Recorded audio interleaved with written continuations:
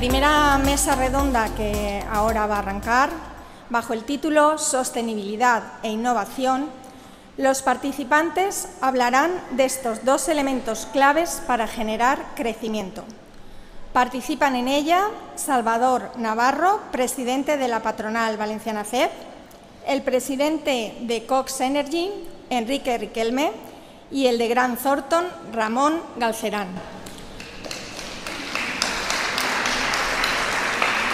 Modera Candelas Martín de Caviedes, directora de Desarrollo de Negocio de Europa Press.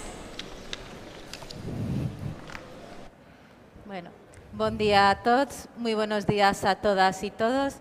Muchas gracias por acompañarnos hoy aquí en Valencia, en este día que inauguramos nuestras jornadas. También quería saludar a todos y todas los que nos estáis siguiendo hoy de forma virtual. Muy buenos días.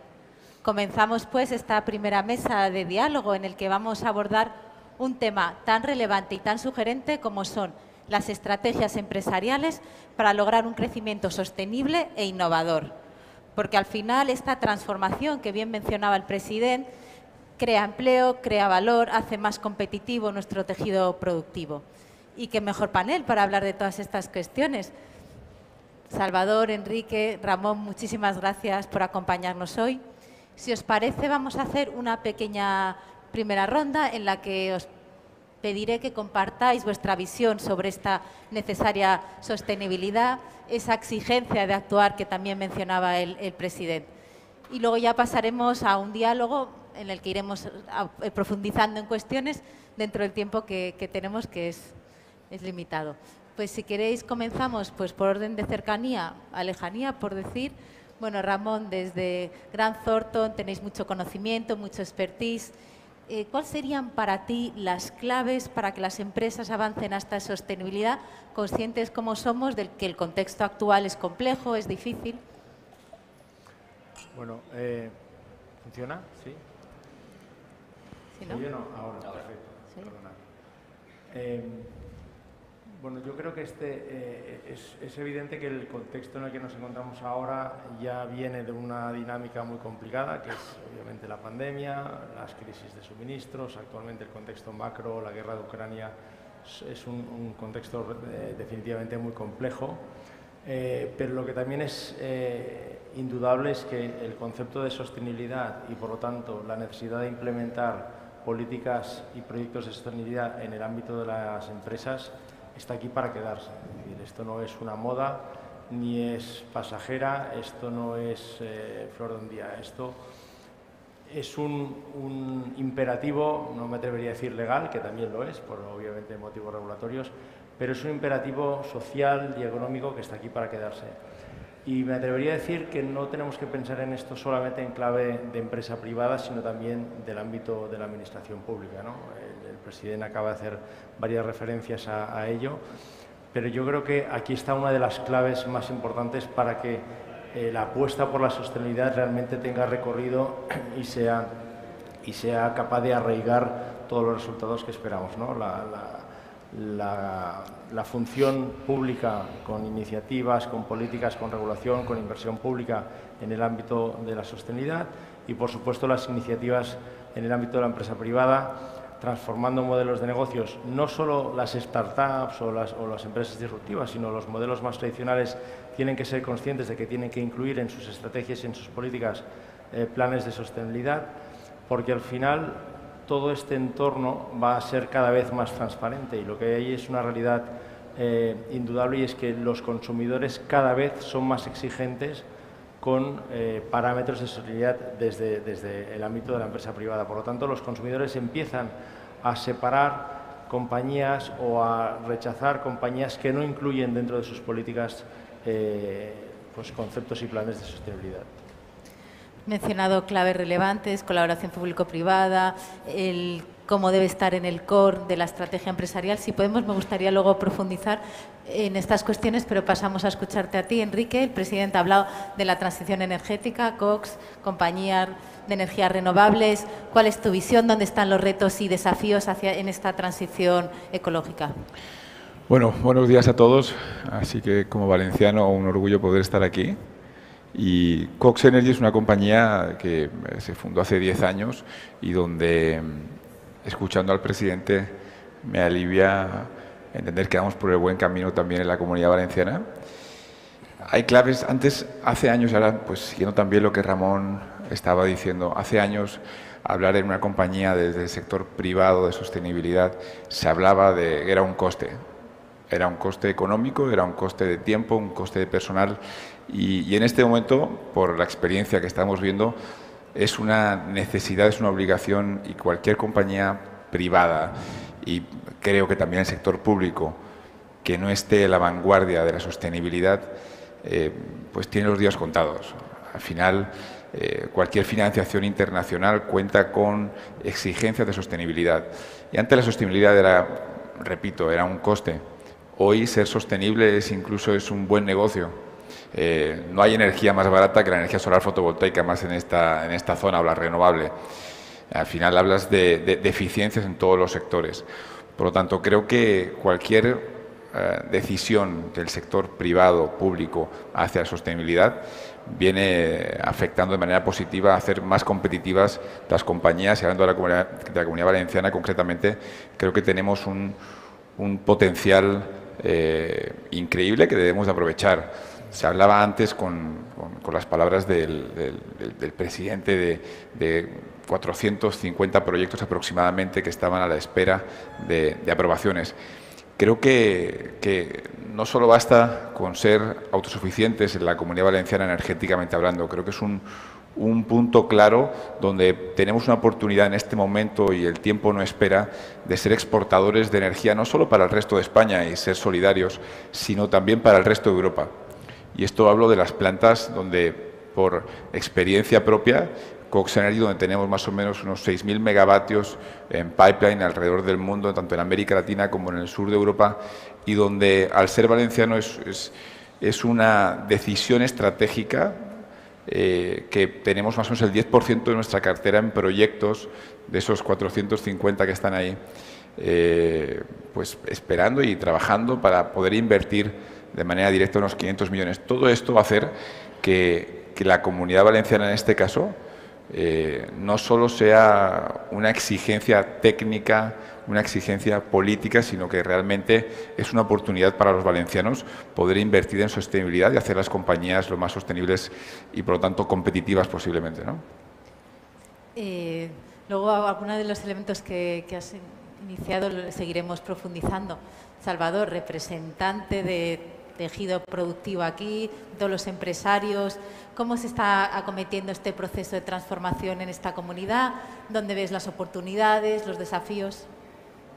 Bueno, ante todo, buenos días a Europa Press por permitirnos estar en esta mesa, en esta jornada. Yo creo que es una jornada muy interesante porque precisamente si algo tiene esta situación mundial, geopolítica, es el problema de la energía, un problema que desde luego no es de ahora y que por sectores tenemos que ir analizando. Yo diría que el tejido productivo que hay que recordar, y lo ha dicho el presidente, es un tejido productivo de pymes, ante todo, y la dimensión no necesariamente debe ser un problema, porque para eso tenemos los institutos tecnológicos y ahí es importante la cooperación, la capacidad de cooperación entre las empresas, entre las pymes y los institutos tecnológicos y las asociaciones empresariales. Pero sí que es verdad que en el tema de la sostenibilidad, como yo digo, va por barrios.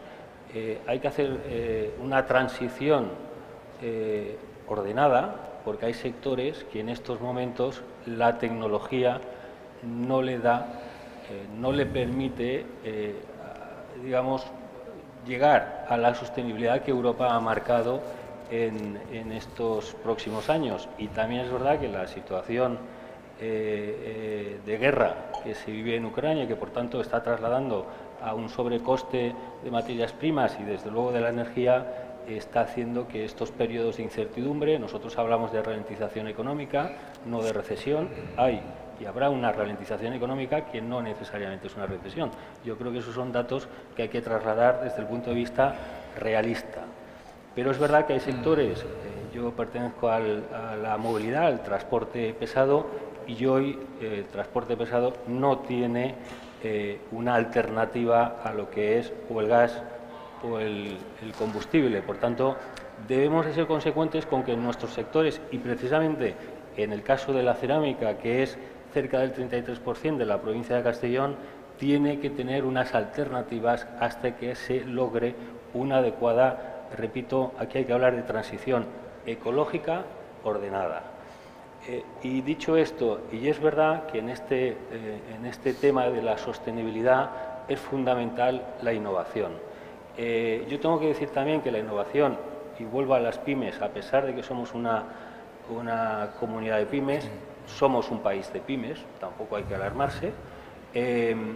Nosotros servimos tecnología cerca del 25%, producimos una tecnología alta, media tecnología, pero el 75% de nuestro PIB es baja tecnología. Por tanto, aquí también entra en juego el cambio de modelo productivo que va en base a la sostenibilidad.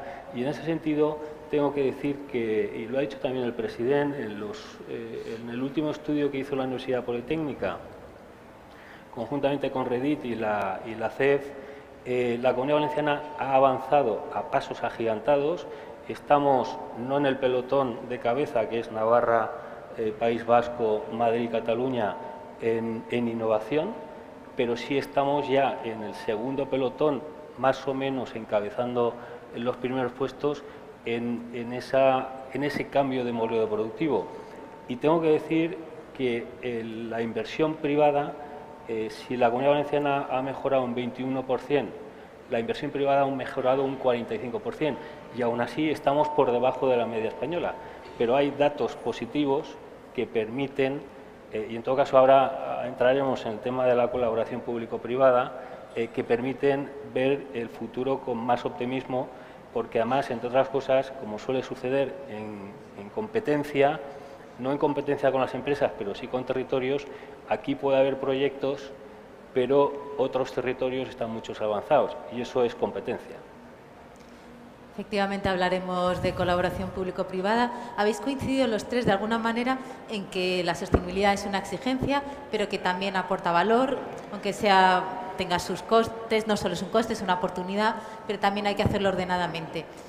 Y en el fondo también el tejido productivo, como bien decía Salvador, está formada por pequeñas y medianas empresas.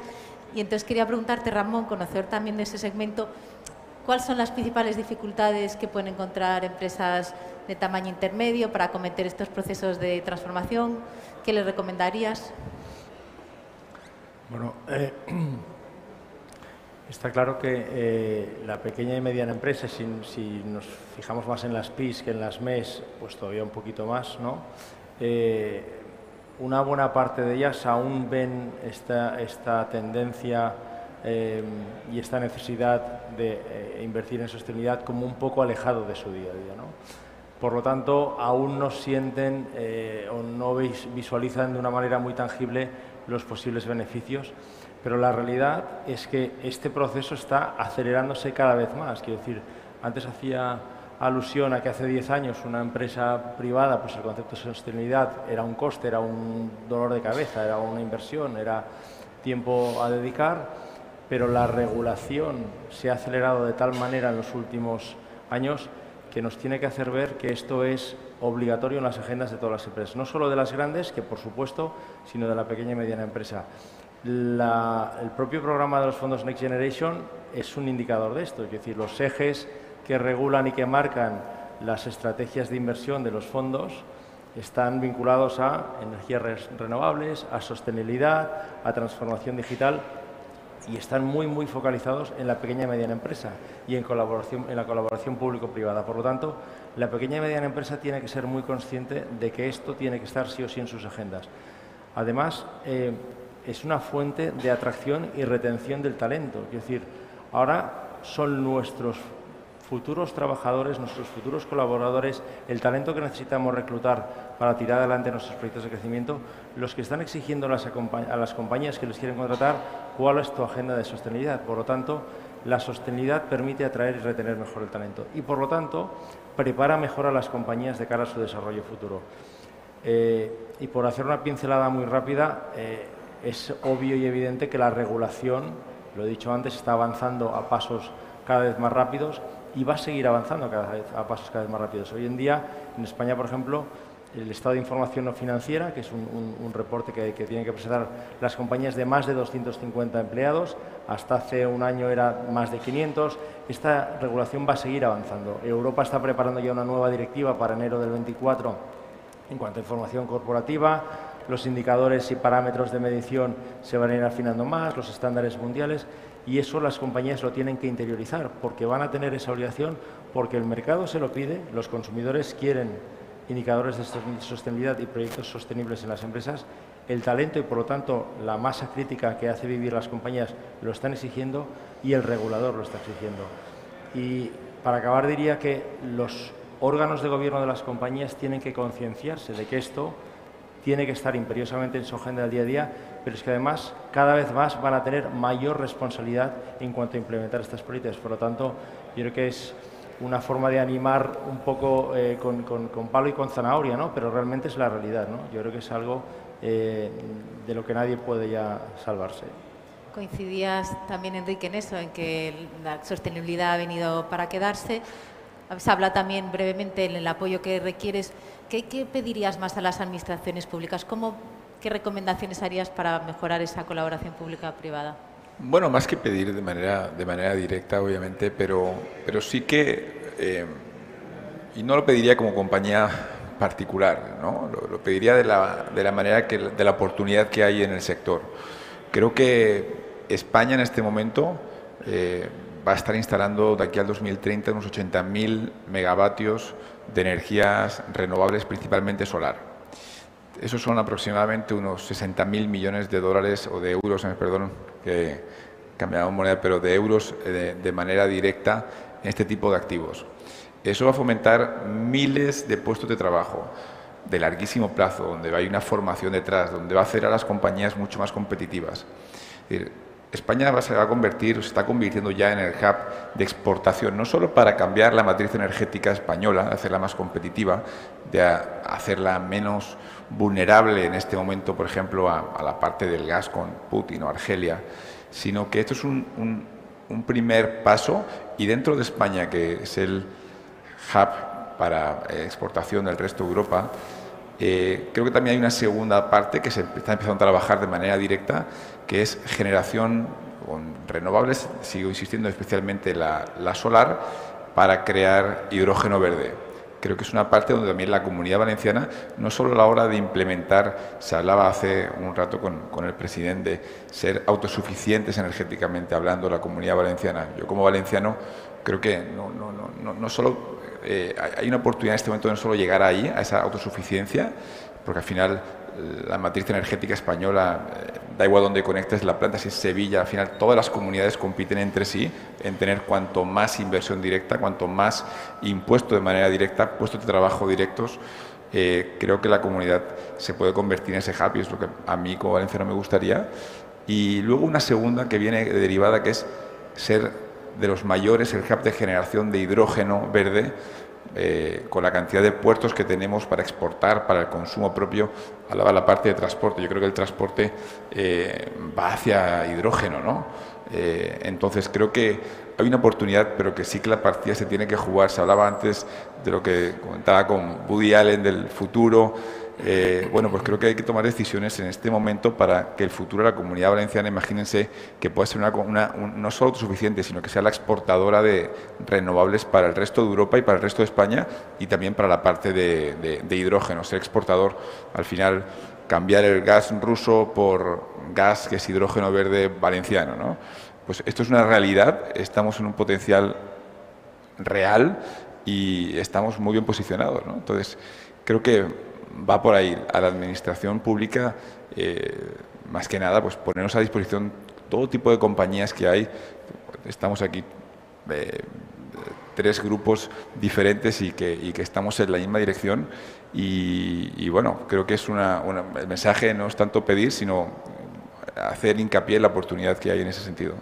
Salvador, además esta sostenibilidad, algo ha mencionado el presidente, también permite la cohesión territorial, permite la cohesión social. ¿Cómo estás viendo este proceso pues en la comunidad y hacia dónde crees, qué recomendaciones harías para seguir avanzando en esa colaboración entre instituciones? Bueno, lo primero es que la sostenibilidad puede ser sostenibilidad medioambiental o sostenibilidad territorial. Quiero decir, en la época del COVID lo que hemos aprendido claramente es que no podemos producir como hemos estado produciendo en países muy lejanos que ante una situación hemos tenido problemas logísticos. Y de ahí viene la visión de la reindustrialización o la relocalización. Tenemos que ser capaces en ese cambio de modelo productivo y en esto tengo que decir que el Consejo, la Consellería de Economía, hemos hecho reuniones de poner en contacto a proveedores valencianos con clientes valencianos, proveedores que ese producto se fabricaba en China o en otro país, pero que resulta que ese mismo producto está en la propia Comunidad Valenciana o en el país. Por tanto, también podemos hablar perfectamente de sostenibilidad territorial. Y por eso es importante el cambio de modelo productivo. Yo creo que aquí, con y lo ha dicho el presidente también, ¿no?, con la creación de la Agencia Valenciana de Innovación, con la Alianza Indrómeda, aquí en la Comunidad Valenciana habitualmente nos hemos caracterizado por ese carácter emprendedor, creativo, también individualista, que es la parte negativa. Yo creo que ahora estamos aprendiendo un poco a trabajar en equipo y en ese sentido la Alianza de Indrómeda, que está la Agencia Valenciana de Innovación, las 5 universidades públicas, la empresa, con las cámaras o con la propia Confederación Empresarial y los sindicatos, porque aquí hay una parte y hay un eslabón importante, que es la parte laboral, que también hay que contar con ellos, claramente con una apuesta de ganar en innovación, porque, repito, el modelo productivo, la sostenibilidad es una necesidad, absolutamente, pero hay que hacerla en sectores, en una transición ordenada. Y de aquí un poco, y ya viene la crítica constructiva, como siempre, a la Administración y a los ciudadanos. La cuestión medioambiental también lleva una parte de sufrimiento, es decir, también hay un impacto visual ante la necesidad de poner palas eólicas, y esta es la realidad, y tenemos que, si queremos llegar a una sostenibilidad medioambiental, tendremos que hacer sacrificios visuales, de impacto visual, sean placas solares o palas eólicas. Y en ese sentido, yo creo que la apuesta de la Generalitat tiene que ser apoyar todas las inversiones en infraestructuras energéticas. Yo, desde luego, la decisión de Volkswagen y la decisión de Ford de apostar por la Comunidad Valenciana, que para mí, yo lo dije en su momento, tan decisión histórica para Ford fue la del 73 como ha sido esta, a favor de la Comunidad Valenciana y sobre todo en términos competitivos con Alemania, ¿no? Pero seguramente estas empresas y muchas más necesitarán subestaciones. Por tanto, volvemos a que la Administración tiene que tener la agilidad necesaria, y la Administración son administraciones locales, autonómicas y nacionales, o que es verdad que hay 452 proyectos en temas solares, pero muchos de ellos paralizados por cuestiones medioambientales, que no digo que no tengan que estar, pero ahí sí que necesitamos la agilidad de la Administración, porque si no, no llegaremos al 2030 con los 6.000 megavatios de compromiso de la Generalitat. Y proyectos de inversión hay.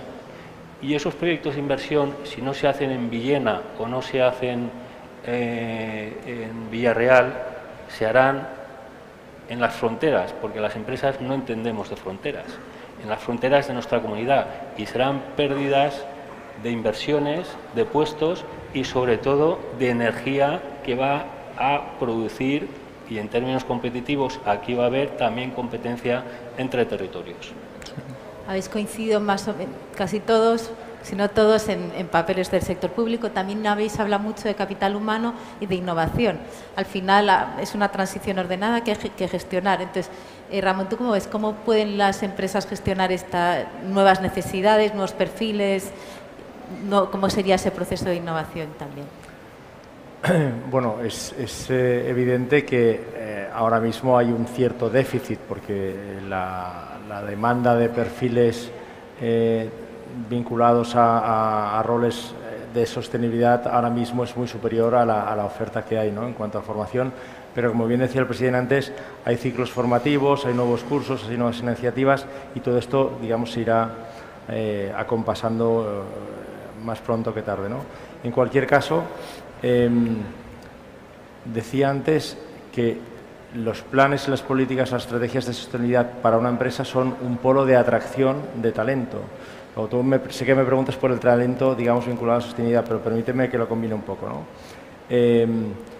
Por lo tanto, el propio eje de sostenibilidad es estratégico para atraer buen talento, vinculado a la sostenibilidad o no vinculado a la sostenibilidad, talento tecnológico, talento comercial, talento de control de gestión, el talento que sea. Al final, el eje de sostenibilidad es un polo de atracción y retención de talento. Pero además es un eje que impacta en gran medida en la definición de cómo tiene que ser el talento de futuro, y en este caso ya estoy apuntando un poquito más arriba a la alta dirección. Es decir, las empresas son muy conscientes, aproximadamente el 50% de la empresa española es perfectamente consciente y lo tiene como una preocupación en su agenda, de que los consumidores, lo he dicho antes, se están fijando en aquellas compañías que tienen políticas, planes y estrategias de sostenibilidad a la hora de hacer sus elecciones de contratación de servicios, de compra de productos, lo que sea. Por lo tanto, el consumidor tiene un foco puesto y analiza, y cada vez lo hará más, ¿no? Por lo tanto, las compañías hoy son conscientes de que este análisis y esta crítica por parte del mercado va a influir en la elección y selección de su dirección en el futuro. Es decir, las compañías ya tienen que estar hoy preparando el talento para que pueda ser capaz de dirigir pues eso, la sociedad, la compañía, la empresa de turno, de manera que tenga la sostenibilidad, igual que otros ejes imprescindibles en el mundo empresarial, ¿no? Pero la decisión de la futura dirección de las compañías pasa en muchos casos porque tengan una mentalidad sostenible digamos, presente y como eje fundamental, ¿no? Efectivamente. ¿Qué opinas, Enrique? ¿Cómo introducir esa sostenibilidad en el propósito de la empresa? ¿Qué papel puede tener el equipo directivo? ¿Cómo lo estáis viendo también en Cox o desde tu experiencia? Bueno, desde mi experiencia como en la gestión de la compañía, yo creo que hay dos perfiles, ¿no? Nosotros por vocación, más que al final el puesto de trabajo de volumen, lo que estamos es muy cercanos a muchas universidades y centros de formación donde colaboramos y formamos mayoritariamente a los trabajadores. Al final, en una planta, en la gestión, no solo en la construcción, sino luego en la operación, mantenimiento de ella misma, tratamos de formar y lo más importante, no solo la formación, porque son puestos de trabajo que podría llegar, la vida de la planta tiene 40, 50 años, pero sino también de pagar salarios internacionales, darles formación y actualizaciones. Tenemos proyectos en Chile, en mitad del desierto, donde formamos a gente, literalmente en las comunas, se les da una formación y se les paga salarios internacionales, se les afecta de manera directa en la vida no solo de ellos, sino de sus familias. Pero puedo decir de Chile, puedo decir de Colombia, Panamá, Guatemala o México. Y en el caso de España, lo que hacemos es una formación y sobre todo damos prioridad en los lugares, en las poblaciones donde instalamos, sobre todo si son zonas rurales, pues al final le damos una formación a las personas, a las cientos de personas que tengan que estar trabajando, se les da una, no solo en la parte de formación, sino en escuelas deportivas, se les forma desde cualquier ángulo, desde el punto de vista sostenible, para que cualquier proyecto, no solo parte por empleo, sino también por la parte social. Creamos comunidades energéticas en las poblaciones para bajar de manera directa, ipso facto, incluso antes de instalar la planta solar. Eso lo hemos hecho mucho tanto en la comunidad, prácticamente en toda España, donde instalamos parques, pero también en la Comunidad Valenciana, donde de manera directa creamos instalaciones de autoconsumo para las poblaciones donde estamos instalando para las partes públicas y donde se le da formación para ese mantenimiento. Es decir, al final hay una formación directa en cada uno de ellos y creo que es parte de las propias compañías las que tenemos que, si no está, sobre todo para este tipo de inversiones directas, poder formar y acuerdos público-privados también con las administraciones y la parte de universidades o ciclos de formación. Sí. Yo, si me permites, sí, una puntualización, porque más allá de la formación técnica, yo creo que también la propia formación en sostenibilidad es una pieza importante en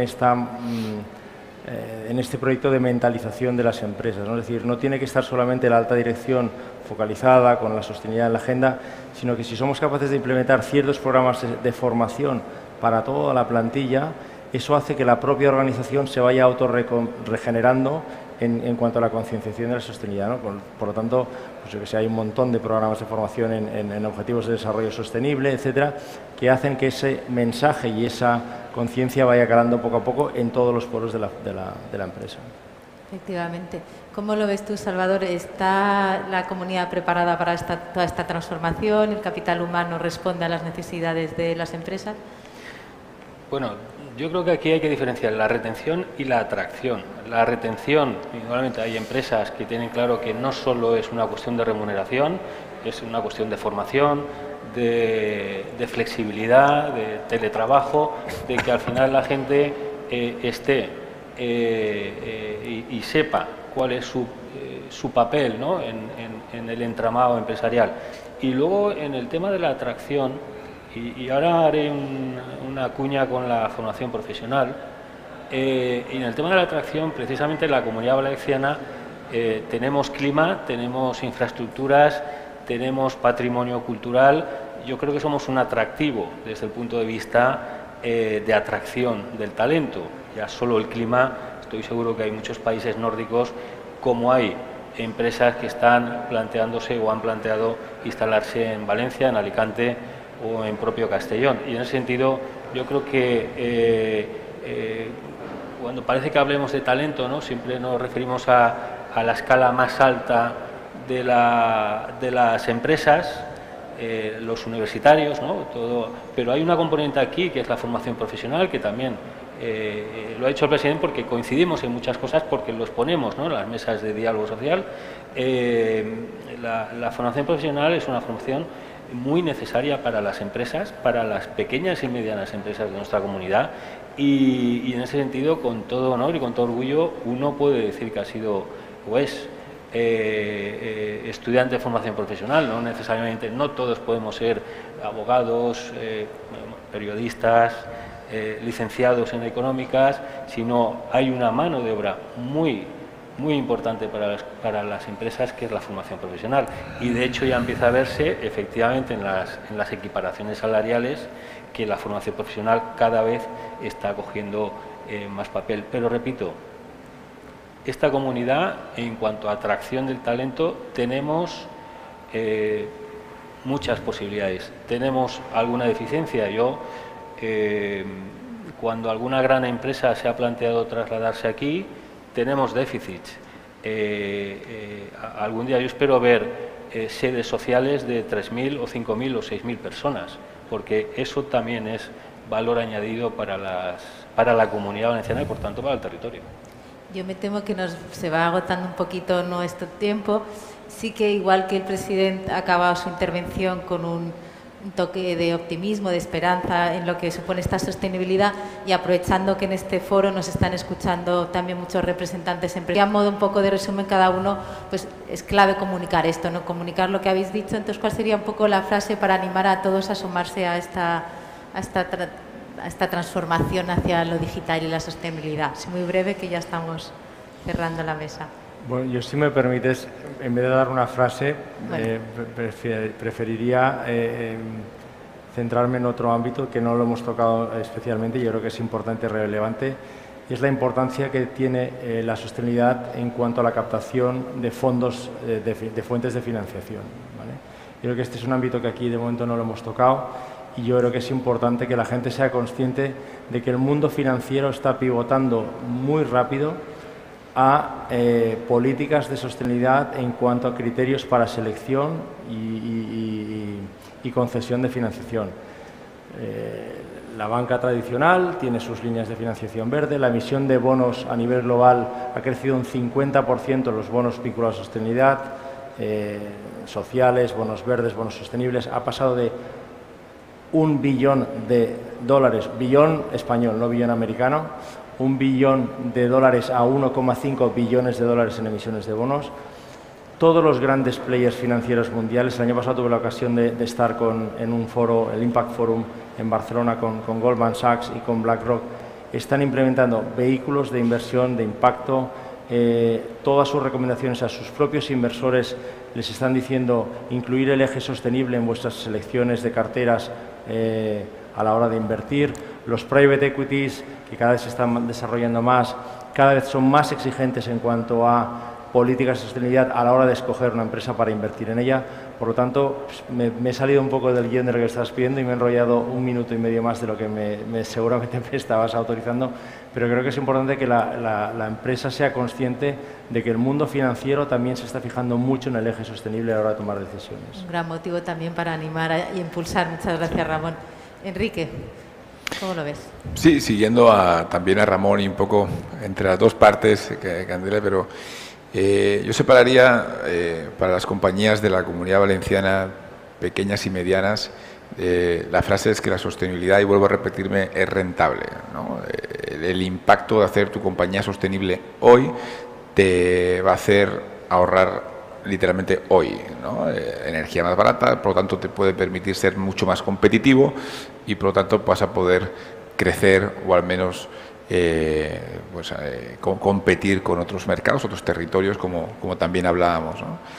Y luego estamos en la parte, por seguir a Ramón y con esto termino, es para medianas y grandes compañías cómo afecta la financiación. La financiación, no puedo estar más de acuerdo contigo, Ramón, porque lo vivo de manera directa y por suerte mi sector es 100% renovable y sostenible, pero la financiación está para compañías que todas las compañías medianas y sobre todo ya a partir de un tamaño tienen un capítulo obligatorio y en algunas presentaciones para inversores o para financiación, para proyectos, tienen un capítulo de ESG y eso es, no puede sobrevivir ninguna compañía a partir de un tamaño si no es sostenible, si no es una compañía con unos valores y una formación de la parte de ESG clave. Y toda la financiación está yendo para allá. Así que, bueno, son esas dos partes, para pequeñas y medianas o para todas, la parte de hacerla sostenible es rentabilidad inmediata y para partir de un tamaño la exigencia de tener una vocación ESG para poder acceder a fondos y poder también crecer con ese tipo de deuda. Bueno, y una frase, ¿no? Has pedido. Las empresas de esta comunidad estamos trabajando para tener una comunidad cada vez más sostenible. Muchas gracias a los tres. Hubiéramos hablado muchísimo más, pero tenemos que continuar con las siguientes mesas. Ha sido un verdadero placer. Muchas gracias de nuevo. A vosotros. Gracias.